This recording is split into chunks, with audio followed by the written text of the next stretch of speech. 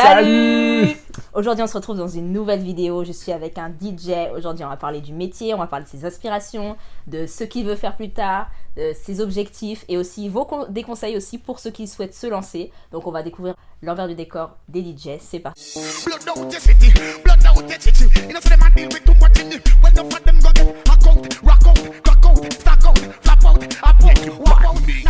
te laisse te présenter. Moi, c'est DJ Rusty, j'ai 26 ans, je viens de la Martinique. Ça fait 5-6 ans que je mixe vraiment en soirée. Et comment tu as commencé à mixer? Enfin, j'ai terminé mon bac, je suis arrivé ici, j'ai check deux potes à moi qui étaient déjà dans le monde des soirées. En fait, ils organisaient des soirées. Ouais. Et du coup, ils m'ont fait rentrer un peu dans le monde en mixant, en faisant des warm-up dans leur plan. Et au fur et à mesure, j'ai connu d'autres personnes qui m'ont fait faire des soirées tout simplement. Et voilà. Donc ça, c'est comment t'es rentré dans le game, mais avant, tu mixais déjà chez toi? Avant, je mixais chez moi, comme tout le monde, virtual DJ, acide, et tout ça. Mais moi, j'ai installé ça quand j'étais au collège. Je voulais mixer dans des soirées là, mais... mais t'es toujours aussi nul. Ouais, voilà. T'as commencé à mixer chez toi en mode chambre, 9 mètres carrés, à quel âge? À quel âge t'as commencé? Ouais, sincèrement, j'avais peut-être allé 9-10 ans, parce que j'avais des cousins qui étaient dans ça aussi, en fait. Et du coup, quand t'entends une chanson comme ça, tu penses à l'associer déjà avec un autre son? Parce que je me suis toujours dit, tu sais, peut-être les DJ, quand ils entendent un son, ils disent « Ah, je me vois bien mettre ça après. » Ouais, c'est ça. C'est ça? C'est ça. Et tu crois que tu écris ou je sais pas? Ça m'arrive d'écrire des notes, ouais. Ah ouais. On va parler un petit peu des préjugés qu'il y a sur le métier de DJ. Quels sont les préjugés que tu entends le plus, toi? DJ, mec à femme. Voilà. Mais c'est la vérité, oh. Faut dire la vérité. Un peu des deux, c'est-à-dire que là, entre guillemets, quand t'es connu, les gens viennent vers toi. Du coup, soit tu dis oui, soit tu dis non. Donc ça attire les filles finalement, les DJ? Ça attire tout le monde. Tout le monde, même les gratteurs, ouais. Ça arrive souvent qu'on te demande des places gratuites pour entrer en soirée. Alors ça arrive souvent et je réponds pas en fait. Oh, non, sincèrement, je réponds pas. Mais pourquoi à ton avis ça attire autant les DJ? Enfin, pour toi c'est au même niveau que les artistes par exemple? Tu te considères comme un artiste ou c'est encore différent? Un DJ de base c'est un artiste. Il travaille avec des artistes mais c'est quand même un artiste parce que c'est quand même un art. Un chanteur ne va pas mixer. Un DJ peut mixer, peut chanter parce qu'il sait chanter, il a pris des cours avant, mais c'est une profession à part entière. C'est ça, tu sens que tu crées quelque chose. Tu crées effectivement quelque chose. Ce n'est pas juste de l'assemblage de sons. C'est pas de l'assemblage de sons, faut que tu cherches les sons, que tu les écoutes, que tu mettes des points dessus, et après que tu les mixes. Que tu mettes des points? Des points Q, exactement, c'est des points chauds sur les sons en fait pour retenir certaines parties. Ah, d'accord, ok, je note tout ça là. D'accord. Et du coup, qu'est-ce que tu réponds à ceux qui te disent ouais, c'est juste des playlists, c'est juste de l'assemblage? Parce qu'il y en a quand même pas mal qui connaissent pas trop. Les playlists, comme on dit, pour les faire déjà, il faut du temps. Connaître les sons, les mettre dans l'ordre ou en vrac comme on veut, mais il faut les connaître par cœur. À partir de ce moment-là, la playlist elle est faite, on peut mettre 300 sons dans une playlist, voire plus. Et chaque playlist, par exemple, peut représenter une session dans la soirée. Ou par exemple, un warm-up en début de soirée. Perso, je kiffe le hip-hop, tu vois, je mixe beaucoup d'hip-hop. J'ai 15 playlists faites pour juste le début de soirée en hip-hop seulement. Donc imagine pour le reste. Et parmi tous les sons qu'il y a, voilà, par exemple, on te dit ce soir, tu vas faire la session hip-hop. Comment tu fais pour choisir? Vu qu'il y en a plein que tu aimes, c'est impossible, tu vois. Premièrement, c'est pas spécialement les sons que tu aimes, mais les sons que le public aime, puisqu'on travaille aussi pour le public. Okay. Donc on se fait plaisir, mais on fait plaisir au public aussi. Donc tu regardes quoi, la tranche d'âge, d'où les gens viennent, si spécialement, en fait, c'est ce qui est trendy. Déjà, il faut être à l'actu. Que ce soit en France ou aux États-Unis, tu es à l'actu et tu vois ce qui passe, et en fonction de là où tu vas, effectivement, tu sais que tu vas passer tel ou tel type de musique. D'accord, ok. Est-ce que tu as des petites astuces, par exemple, pour toi? Quelles sont les différences quand tu mixes en Martinique, en Guadeloupe, en France? Qu'est-ce qu'il peut y avoir? Qu'est-ce que le public peut attendre de différent? C'est pas la même chose du tout. À Paris, ils sont plus cool qu'aux Antilles.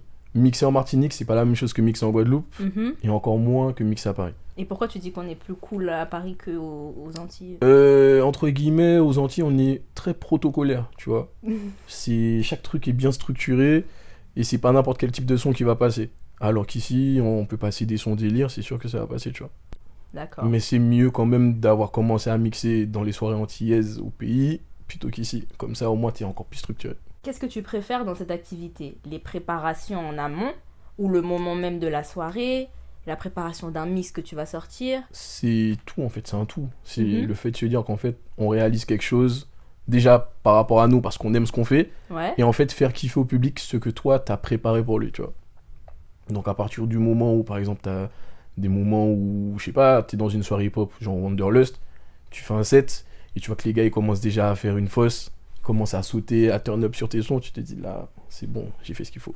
Et du coup, tout à l'heure, on parlait un petit peu du stress quand, Ce quand tu putain arrives de sur stress. scène.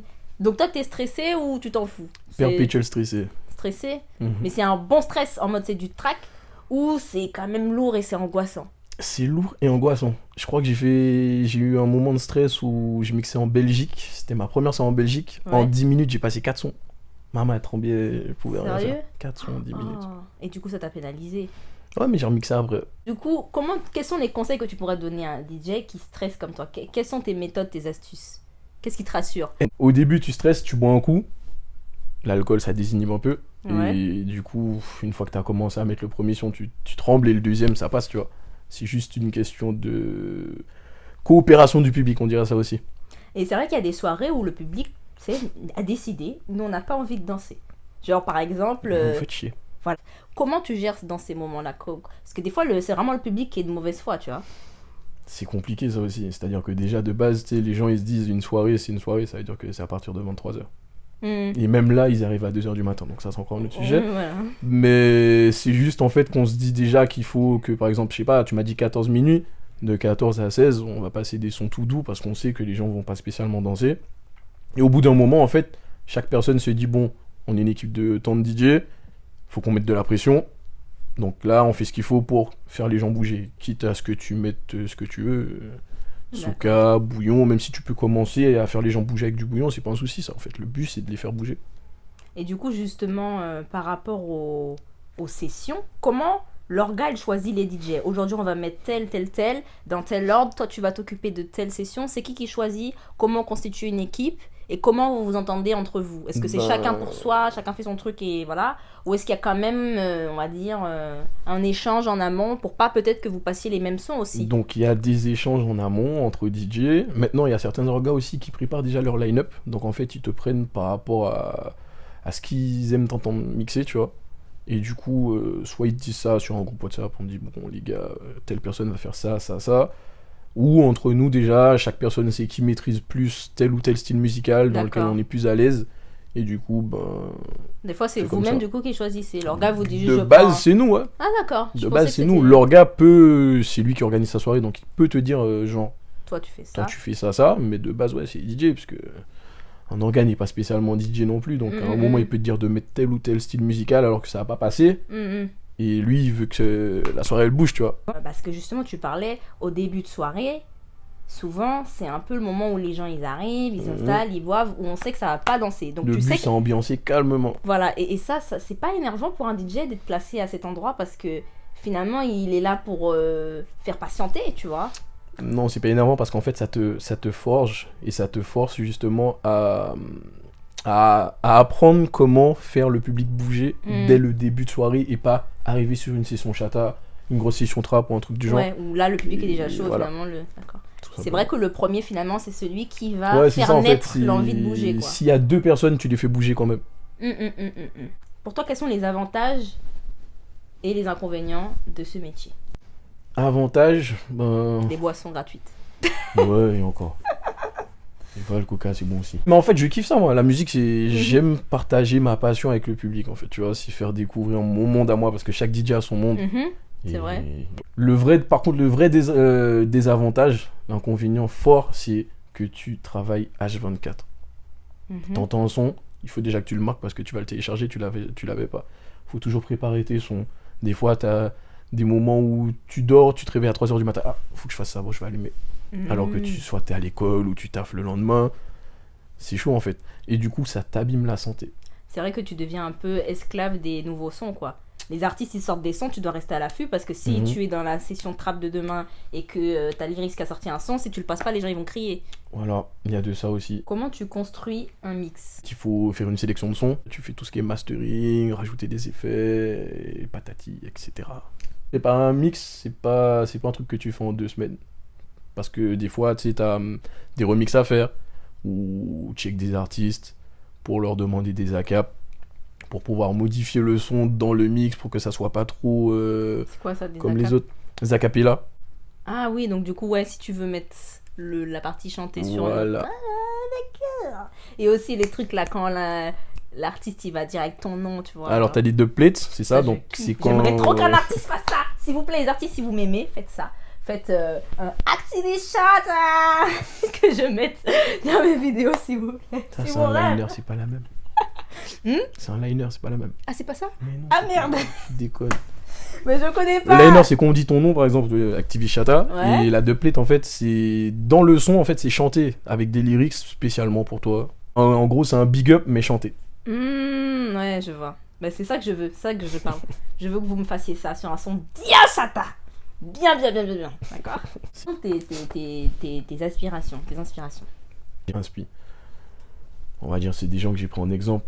T'as Foxy, t'as Greg. Greg, c'est vraiment, pour moi, c'est le fin technicien. Jada, l'ancienne. Il y a Fly aussi. C'est des gars c'est des gars qui m'ont inspiré, en fait. Ne serait-ce qu'avec déjà les liners, si c'était super con. Il y avait Jada qui a un liner de Psych, lui, un truc de ouf. Et ouais, en fait, c'est ça. C'est le fait de voir les gars... Quand tu vas dans des événements style concours de jet ski à tel endroit, tu vois les gars, ils sont là, tu vois qu'ils sont à fond dedans, tu te dis, ouais, j'ai envie de faire comme eux. Et du coup, là, tu prends exemple, tu te dis, ouais, dans 2 ans, je fais comme ça. Et au final, tu y arrives. Quels sont les moments marquants, finalement, de ta carrière de DJ? Quels sont les meilleurs moments, les meilleures soirées et les pires après? Meilleures soirées et pires. Mais là, pour dire la vérité. Meilleur moment. Je suis parti aux États-Unis, je suis parti en stage et j'ai rencontré des gens qui sont devenus des potes, voire même une famille. Je suis retrouvé à mixer pendant 2 à 3 mois aux États-Unis, comme ça en fait. Ah ouais. Tous les mercredis et vendredis. Après, j'ai eu l'occasion de rencontrer des artistes comme Gato Dabato là-bas, tu vois. En fait, c'est des rencontres. Booba, il y avait Kalash qui était venu faire Neo. Et en fait, ouais, ça c'est des belles expériences en fait. Et après, t'as aussi des moments où... Des soirées avec d'autres DJ. Ouais. Et en fait, des gens que tu connais pas, tu les connais de nom. Mais tu les connais pas, ouais. Voilà, et tu découvres qu'ils sont aussi cons que toi en fait. Donc du coup... Qui Oh bah non. Foxy. Aussi con et aussi alcoolique en fait, tu vois. Et du coup, ça aussi en fait, ça te détend. Les mauvais moments, c'est quand la soirée en elle-même en fait, elle est un peu bancale et que tu essayes de faire ce qu'il faut. Et que malgré tout, en fait, les gens, ils sont pas nombreux, donc t'as 6 personnes, et là, tu fais tout pour les faire danser. Soit ils dansent pas, soit ils dansent, mais au final, ils partent. Est-ce que tu aurais des conseils à donner à ceux qui voudraient se lancer? Il faut pas lâcher, il faut persévérer. Et il faut juste se dire que quand on commence, en fait, il faut juste trouver déjà quand même une personne qui est capable de nous aider franchement, sans hypocrisie, sans rien. Et après, comme tout le monde, aller sur YouTube et chercher les tutos. Et à chaque fois je le dis, j'ai commencé sur YouTube. Je suis allé sur YouTube, j'ai tapé tuto, j'ai commencé à faire des scratchs avec une feuille de papier. Ouais, juste pour faire le bruit. Moi aussi. Et tu travailles la rapidité. En fait, c'est des trucs cons comme ça, tu vois. Une fois que tu as commencé avec tes bases, tu développes tes trucs à toi. Donc comme ça aussi, ça évite les copies. C'est très important. Les copies, comment on peut copier un DJ? Tu peux copier un DJ facilement, copier une phase, copier, pas un scratch, non, mais copier des phases. Il y en a qui peuvent prendre des morceaux de tes mix pour les coller dans d'autres mix. Et des trucs comme ça en fait. Oh, les bâtards. Triste. C'est chaud. Monde de chien. Non, ça va. Est-ce que tu as un projet? Et là, j'ai un projet qui vient tout juste de sortir. Donc c'est un projet Trap Old. Donc ça regroupe environ les années 2009 à 2012, avec tout ce qui est Blade, Wash MC, Evil Pichon, Mercenaire, Pierre Faux, et tout ça. Donc voilà. Bon merci à toi. Je vous embrasse très fort. N'hésitez pas à vous abonner à sa page Instagram, à sa page Twitter. Je mettrai tout en barre d'infos. Abonnez-vous aussi à ma chaîne, c'est très important. N'hésitez pas à aller sur ma page YouTube. Vous pouvez regarder des publicités, ça me reverse un petit peu d'argent. T'as dit YouTube. YouTube. Non mais oui, c'est pas YouTube, c'est YouTube. Moi, YouTube, c'est quoi ça? Ouais. Maman, on va recommencer, je suis désolé. Ouais. Pull up. Vas-y, pull up. Fais un petit signe de pull up. Là. Ah, c'est juste ça? En vrai, ouais. Moi, je suis là. Mais quand t'es excité, mais non. En vrai, c'est juste. Ouais, tu pull up, tu. Pull up! Ah oui, et toi, t'es plutôt un DJ qui crie ou pas? Déjà, je parle pas au micro. Là, j'ai commencé dernièrement, là, c'est un truc de ouf. Et il y en a, frère.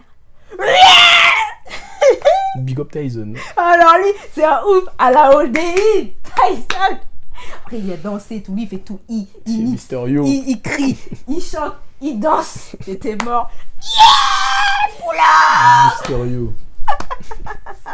Moi aussi, j'ai envie de crier au micro, là. Invitez-moi sur scène la prochaine fois. Moi aussi, je vais faire des grands Allez, on poulets. t'invite, viens. Oh, tu vois. Viens, on t'attend. Mais oui, mais moi, vraiment, invitez-moi, il n'y a pas de souci. Je fais les voix, les vocaux. Je suis là. Oula. Je fais les bacs, tout. Au calme. Je fais les liners, les ACAP. Sur ma page YouTube, vous n'avez qu'à me suivre et regarder une publicité, ça me reverse quelques centimes. Je monétise déjà mes vidéos YouTube, mais on gagne pratiquement rien avec. Je fais pas mes vidéos pour l'argent, c'est évident, sinon j'allais parler d'autre chose. Mais pour acheter des livres, pour acheter du matériel, voilà, vous avez le pouvoir de m'aider si vous en avez envie. On se retrouve bientôt. Bye bye. Bombo clap. Libérer les bobos, c'est très important. Oh, j'ai oublié de te poser une question. Est-ce que quand tu vas en soirée, tu fais attention en termes de vêtements, tu fais un effort vestimentaire? Ouais, il faut. Il faut. T'as pas le choix. Ah, donc vos tenues là, c'est vraiment délibéré alors? Non, il y en a qui veulent s'habiller comme ils veulent. Perso, je fais un effort vestimentaire. Mm. C'est important, je vais pas m'habiller comme si je sortais à acheter ma baguette. Nous, on est là, on nous dit pas de casquette, pas de ci, pas de ça, talons. Non, la casquette, c'est côté pas coiffé. Ouais, mais il va falloir apprendre à se coiffer. Ta Hein. poteau, non. Et moi, j'ai un message aux organes. Il faut arrêter avec les exigences talons exigés. Non, en fait. Alors, moi, personnellement, je mets tout le temps des talons, hein, parce que je suis petite en taille et j'ai la flemme de zouker avec les genoux des gens. Mais j'estime que toutes les femmes ne savent pas marcher en talons et n'ont pas forcément envie, en fait. Des fois, ça gâche la soirée. Et ça fait D'avoir, mal au pied. c'est quand même une source de torture, je vous signale. On peut pas back it up comme on veut avec des talons. Donc, si vous voulez que la soirée soit réussie et que les gens back it up comme il faut, n'exigez pas des talons. Merci. Viola la couleur du paper, c'est comme